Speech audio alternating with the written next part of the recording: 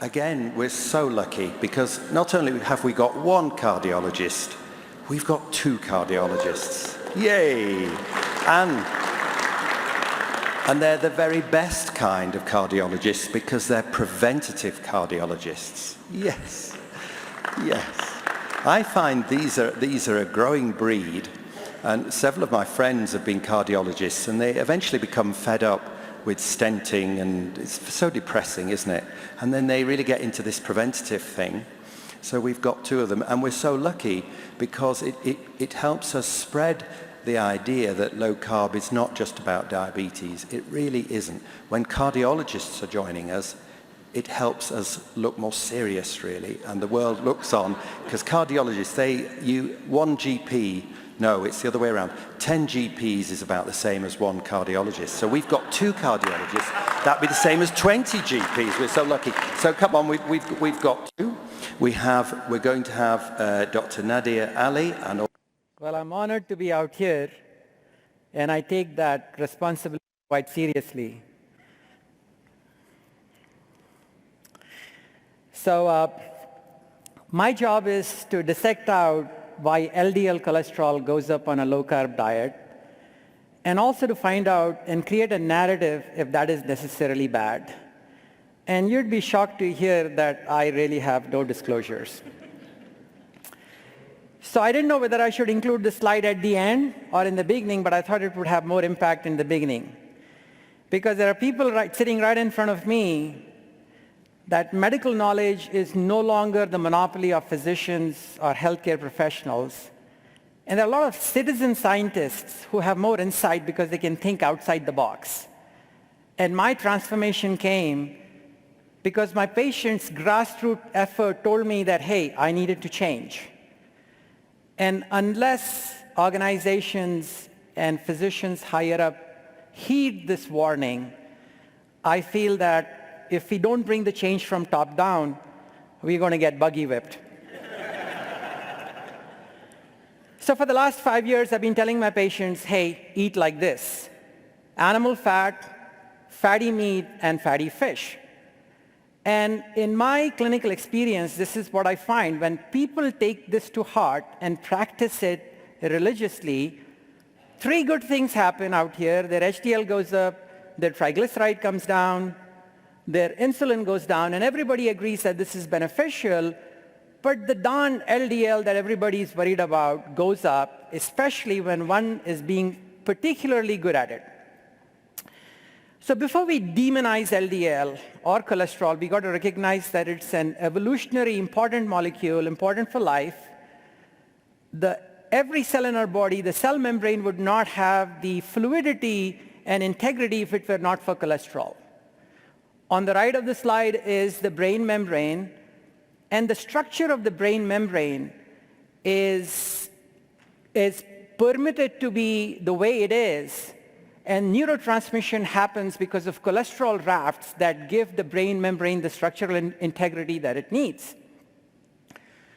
In fact, the cholesterol is so important for the brain that it does not delegate that responsibility to any other organ but itself.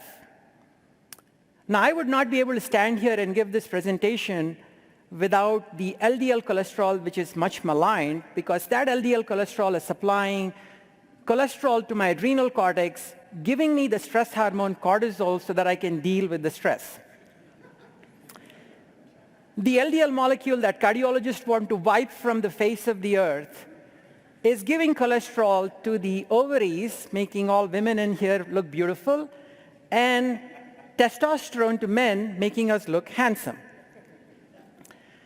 Now, bile acids are absolutely essential for absorbing fat-soluble vitamins, for absorbing fats, and they are cholesterol byproducts. And cholesterol is not a metabolic fuel. We cannot use it for energy.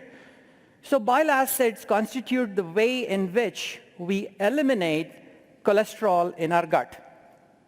Vitamin D is a cholesterol product. Now, both cholesterol and triglycerides are fat, and they don't dissolve in blood because blood is watery.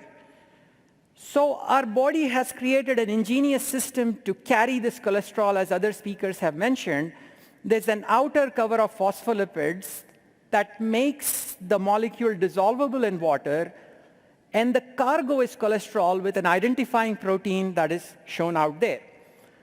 Now, on the right side of the slides, I have shown many beneficial functions of LDL cholesterol, and I would not be able to get into them, but people watching this later can pause and peruse them.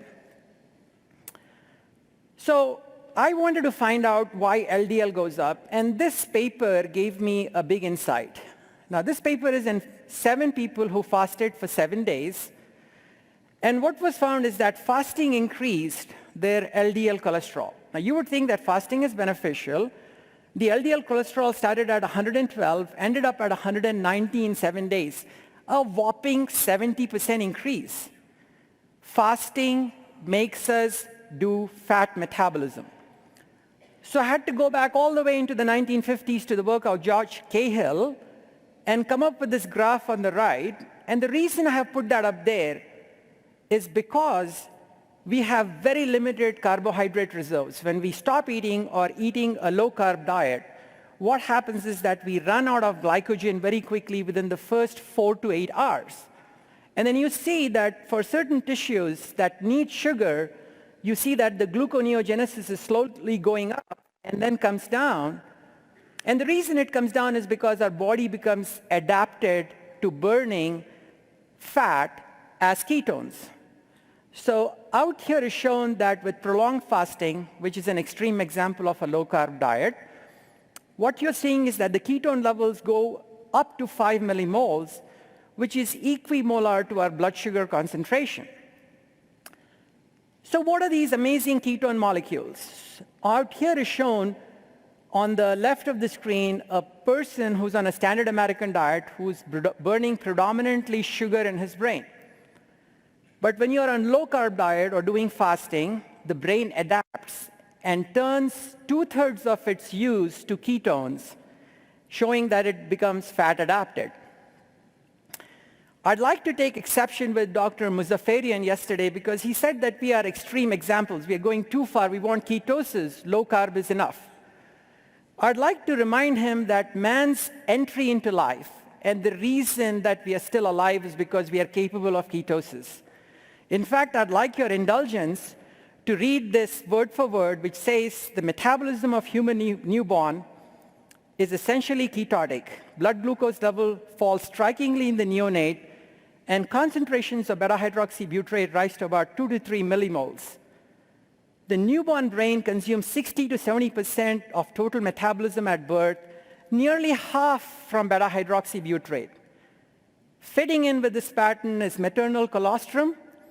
It contains much triglycerides, proteins, and very little lactose, starting man entry into society on an Atkins diet.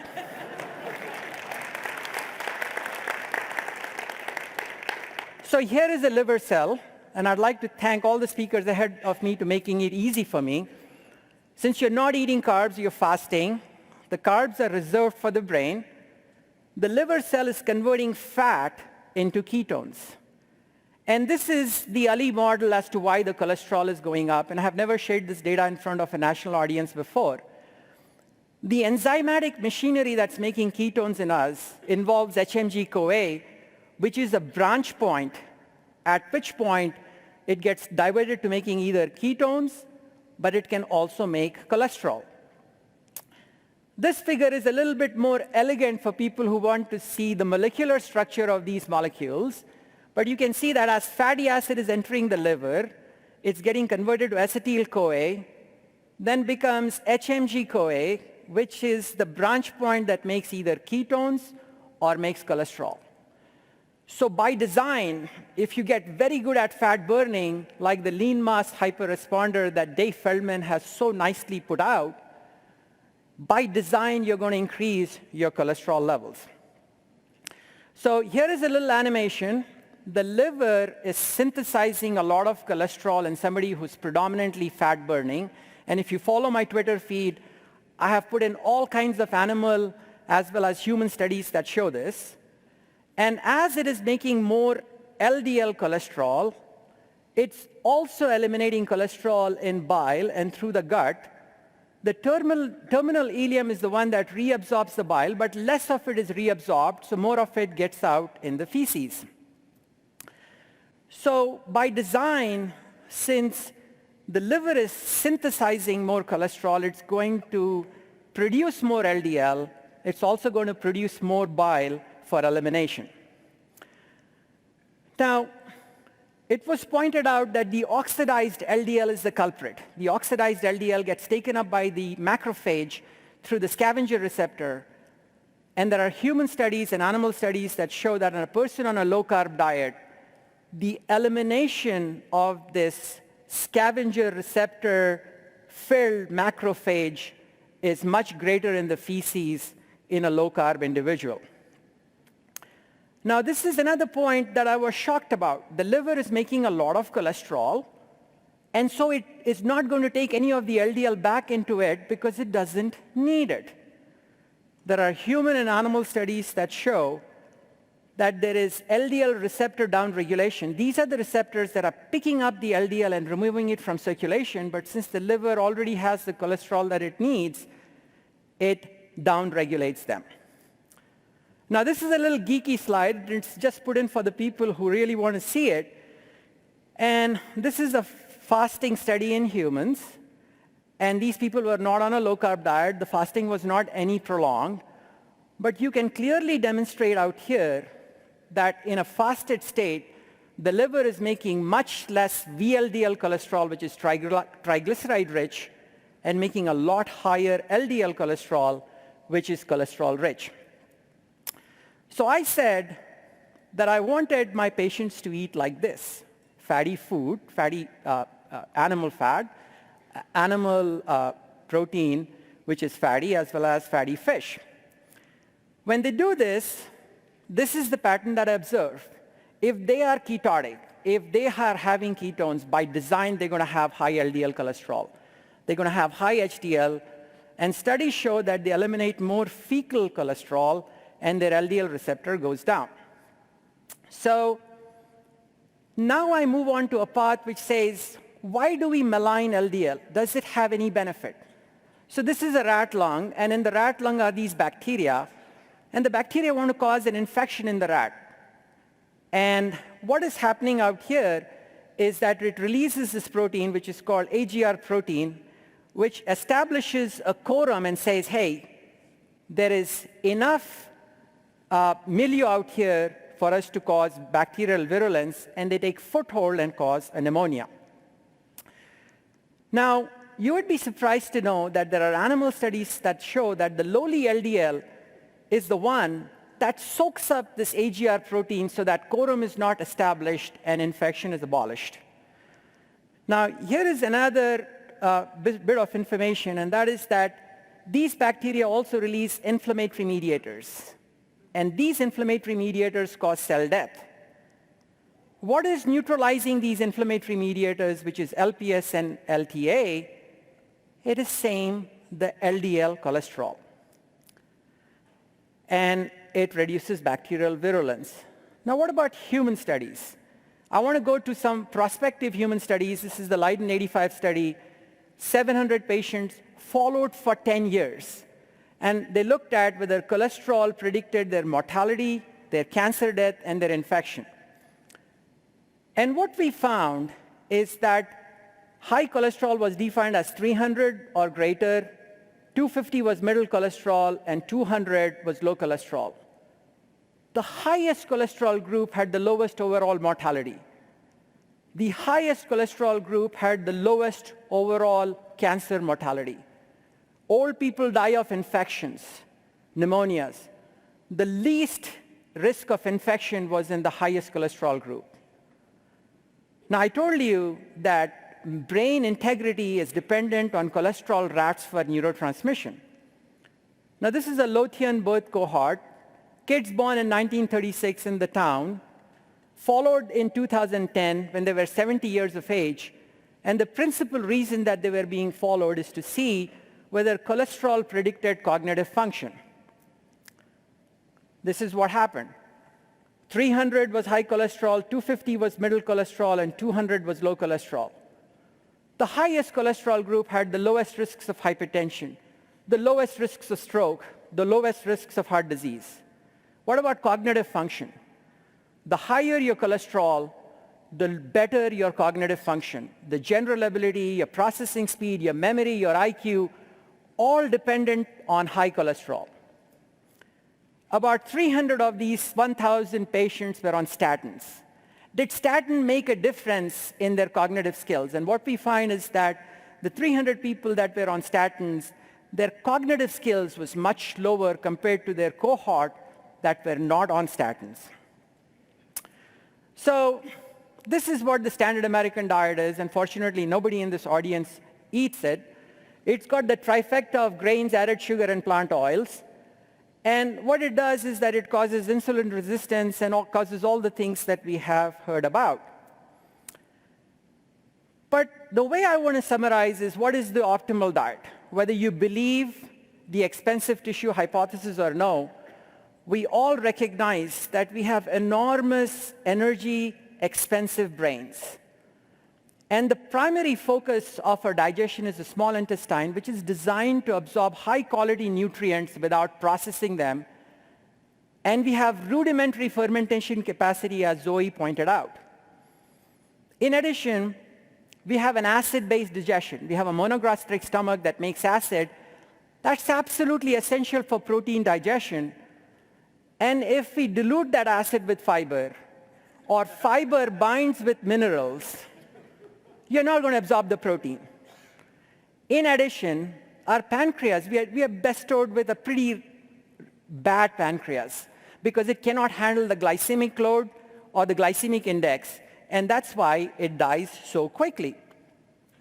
Now, I'm not going to go through this graph. I put it up for people to peruse it later, but here are my arguments as to why animal-sourced food, predominantly low-carb animal-sourced food, is better than whole food plant-based diet.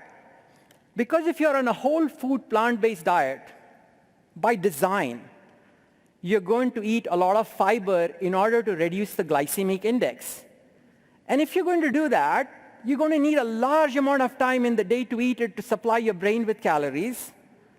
I would not be able to prepare this talk. You would not be able to socialize. And the practitioners of this, like Zoe pointed out, are going to spend a lot of time in the bathroom.